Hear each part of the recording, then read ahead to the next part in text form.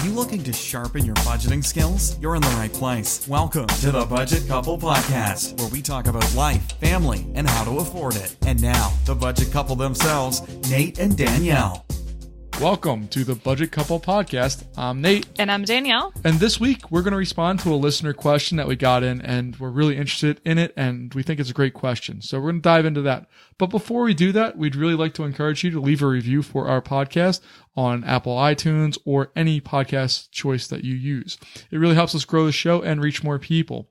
And as always, you can reach out to us if you have questions, comments, concerns. We'd love to help and answer your questions. You can reach us at our website at budgetcouple.com or on our Twitter handle at AskBudgetCouple. And with that said, let's dive into this episode. Naomi sent us a question a couple weeks ago here, about a week ago or so, and she has a few things in it here. It was a pretty long question, and there's several good points that she makes and some good questions. So what I'm going to do to start us out is just read some excerpts from her questions. I've started a budget on Excel, yay Excel, and have been following it for about 3 months, adjusting as needed. I was thinking about applying for a credit card to build my credit and to potentially get cash back and other benefits. I'll use the credit card to pay for everything without touching the money that is actually in the bank. So I buy everything I need throughout the month using the credit card and then pay it all off using the money that I have waited for. So essentially, she's looking at doing similar to what we do, where we use a credit card much like you would a debit card. But with the credit card, you're getting some potential benefits like the cashback rewards, and you're building up your credit as well. So all of that seems reasonable to me. But she wanted to know about how we felt in general with that plan and if we agreed with it. Yeah, and there's really two schools of thought on where this is at. Either credit cards are good as long as you can pay them off each month, or credit cards should never, ever, ever be used. They are the devil. Now, I know in college, I personally had a credit card, but I never used it. I always used my debit card. And that was mainly just because I didn't trust myself not to spend more money than I had. So I used what was in the bank because I knew that I could get in trouble with a credit card. So I chose not to do that. But if you're kind of disciplined enough to be able to go through that, then it's really not a big deal. And Nick makes a good point. He didn't use this credit card because he didn't trust himself. So I would only suggest using credit cards if you already have an established budget that you're using. And I think Naomi sounds like she does have an established budget, even if it is early on in the process. So she has that track record, at least a few months, of being able to budget and stay within it. And then also having enough self-control to record what you're spending. So just because you're putting it on your credit card and you say you're staying within your limits, you might not realize it if you're forgetting things. So always being able to record what you're spending on that credit card and making sure it's fitting within your budget is really the key. And then to make sure that you don't go beyond what you make each month, what your income after all of the taxes and everything else is taking out, making sure you're not going over that with your credit card, because at that point, you're going to be paying interest, and that gets you into trouble. Yeah, you're accruing debt as opposed to just paying something off, and that's where you can get into trouble very easily, because the nice swipe of the plastic, or I guess the insert of the plastic chip now, with that annoying little frog croaking sound, is very, very easy to do, and you can get in trouble very quickly. But if you're disciplined and you trust yourself, by all means, I think I have no problem with you going for it and trying to build up some credit. But on the terms of credit is not a necessity for life. It's a made-up invention by the banking industry to try to get you to borrow money so that they can make more money, is essentially my take on a credit score. We don't really know how it's all made up, and we don't know all the factors that go into it. So it's kind of like this mystery number that floats out there, and it can get you in trouble if you're chasing this almighty kind of credit score. So I wouldn't do it for the credit score purposes of it necessarily. We use a credit card mainly for convenience and being able to keep a record of what we do. So our reason for a credit card is not because we have good credit or because we're trying to build credit or anything like that. And it never has been. The point of the credit card for us is to keep easy track of what we do and can make purchases very convenient. We tend to always lose cash, especially Nate. I am the worst at it. So, I mean, it's for us, the cash is tough just because even if we kind of like take a certain amount out each month and only use that, it still is hard to keep track of where our money is going. We just don't prefer cash. We prefer credit card. Maybe it's a product of our age, but that's kind of the way we work. So credit cards work for us because we have an established budget. We know that we know exactly what we're going to put on them each month, and we know that we're going to have the money to pay them off every single month. And we actually do have 3 credit cards. I will say that I think we've probably never announced that we did get a third credit card. No, I don't think we did. And that was kind of it was a more recent. It was more recent. Probably within the past 6 months is when we got an additional credit card. Yeah, so we ended up realizing that we pretty much buy everything on Amazon, which I know we've talked about before. And they have a card. Our friend. Yeah, they have a good card for what we use it for. We only use it on Amazon, and it's 5% back on every Amazon purchase that you make. So we end up getting a lot of cash back for that, and it helps us out. It's a third credit card to remember. So, when we're budgeting and such, it doesn't really impact us because, again, doesn't matter where we're making the purchase. We could be making the purchase on the Amazon card, on Nate's card, on my card. No matter what, we're still putting that amount that we spent on our spreadsheet. So we're still recording it and we're still ensuring that it's within our budget.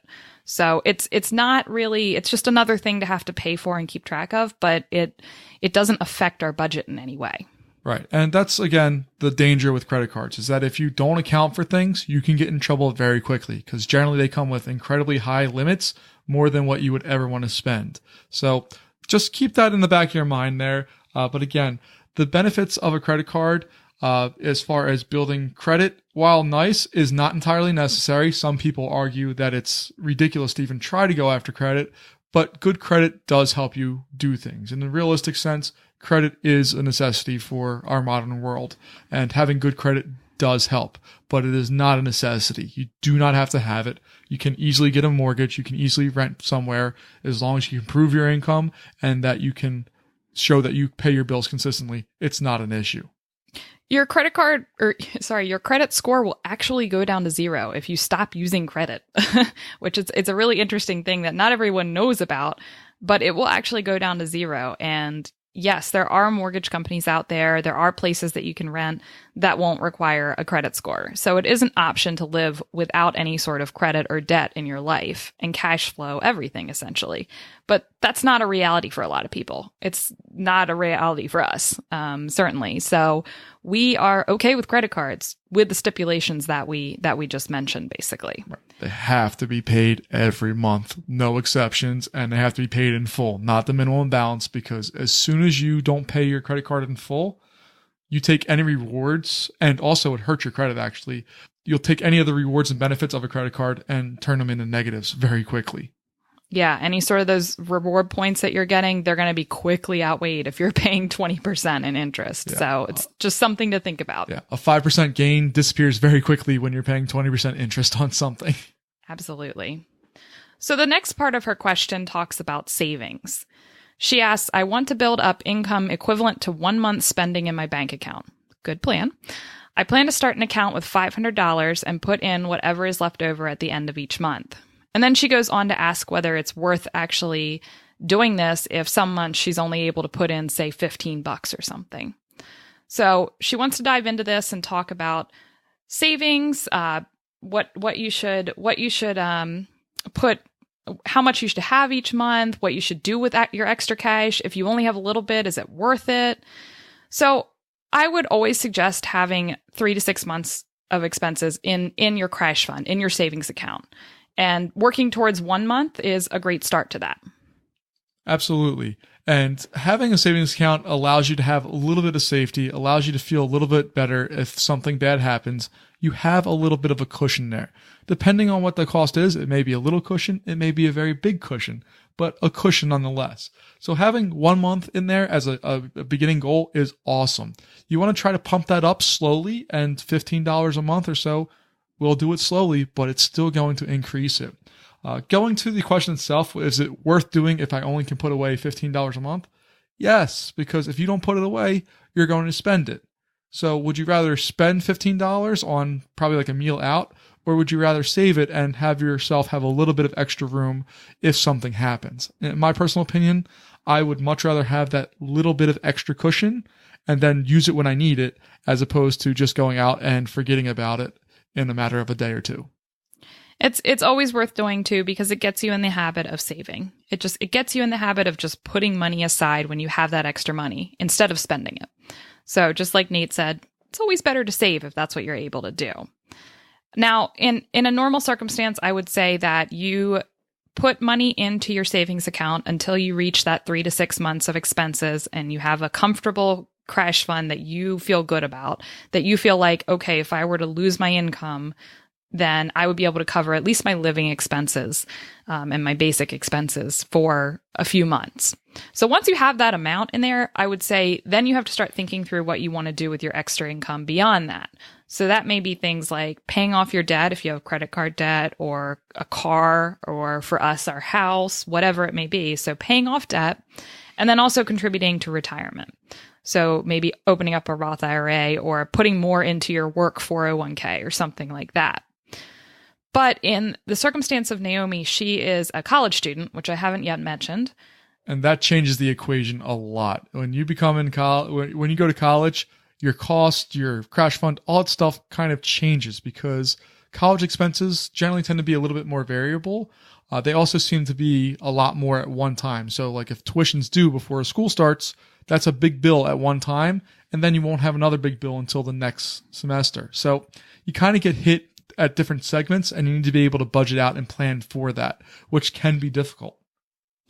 So with college, it's hard if you're a traditional student that's going in right out of high school, and then you have different avenues that you're taking. Either your parents are paying for all of your college, maybe you got a grant or a scholarship to pay for all of it, maybe you're paying for all of it, or maybe you're paying for half of it.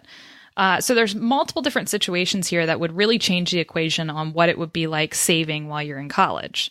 I know that for Nate and I, our parents paid for everything. I actually don't know about Nate, but I chose to help out by paying, like once I got into an apartment, I chose to pay for my food and my bills and stuff like that by myself. I did not do that. I was a complete and total freeloader. So, I mean, there's different things there, but I was working a part-time 20-hour a week or so job at a research center. And I was making minimum wage, nothing more than $7 an hour or so.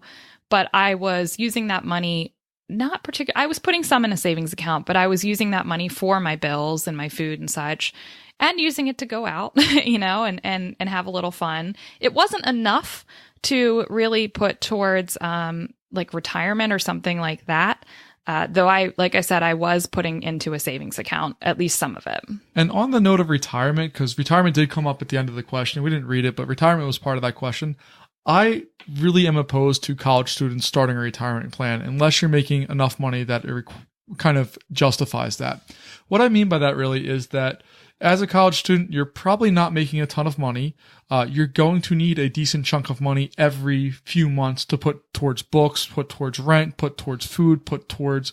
Possibly, unless possibly. Your parents are paying. Again, you're probably going to need some money to go through and do that. And even if you don't need that money, it's nice to have that in a bank account so that when you get out of college, you have a nice fund to start off stuff, because you're going to need to pay for rent once you get a job, and they require a down payment. So that kind of crash fund will allow you to do that. The other reason I don't really talk about or would kind of advocate against a retirement for a college student is because you need to make enough money to justify and put in a retirement account. Again, you kind of, for a 401k or a Roth IRA, you actually have to have an income. On the Roth, by law, you can't put in more than you earn. So if you earn $5,000, you can only put in $5,000 into a Roth IRA, even though the limit's $5,500. So you have to kind of go through and balance those.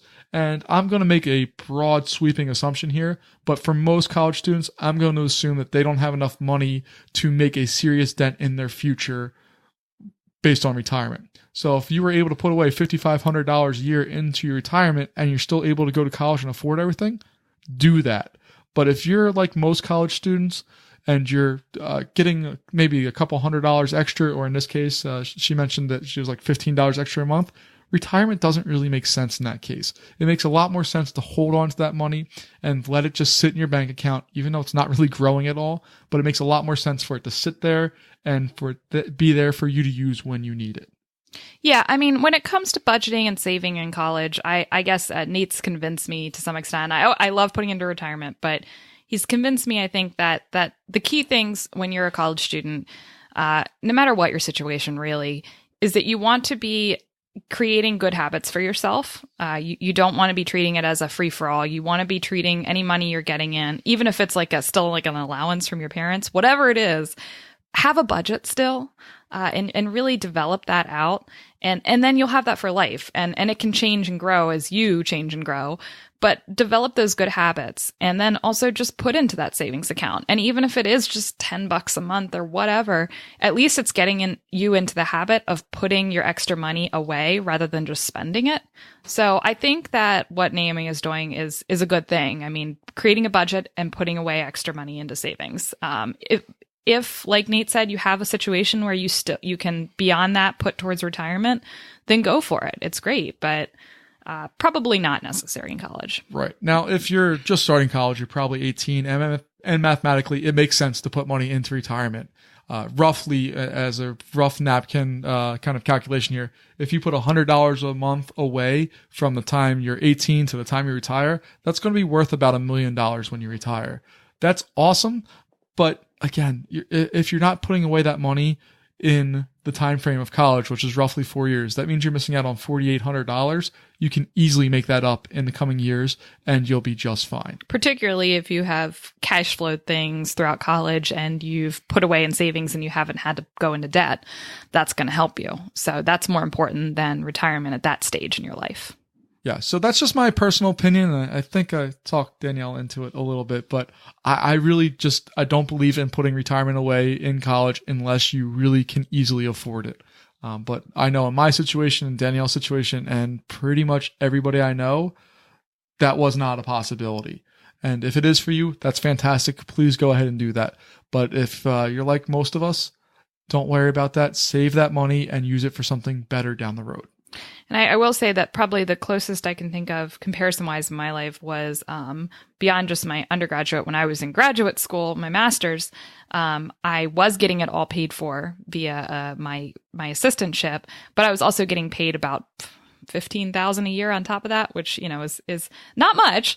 But I was able to save just in my savings account about $5,000 of that. I wasn't putting towards retirement or anything, and I was paying for my own housing at that point and everything. But I was able to save a good amount of that, a third of it actually, and it ended up really helping us. It allowed us to take care of some wedding expenses and pay for a honeymoon and get Nate moved out to Texas with me without us having to put anything, on credit cards or go into debt of any kind. So we were able to do some things that we wanted just cash flowing. And it was really nice to have that extra cash available. Yeah. I also had about $10,000 from when I went from high school into college. So that's why I didn't really contribute any to the living expenses, because I had money that I was putting already ahead of time in. And I brought probably about $5,000 of that over into our marriage. So we had everything set up, and I think it worked out nicely, but that's way down the road from where this question's at. So I think we're going to leave it here, and if you have any questions again, please let us know through our website or through our Twitter handle at AskBudgetCouple, and our website is budgetcouple.com. If you're looking for particular notes on this episode, you can visit budgetcouple.com/episode 26. Thanks so much, guys, and we'll see you next time. Thanks, guys. Thank you so much for listening to this episode of the Budget Couple Podcast with your hosts, Nate and Danielle. For more great content and to stay up to date, visit budgetcouple.com. Make sure to check out the next episode of the Budget Couple Podcast, where we'll talk more about life, family, and how to afford it. We'll catch you next time.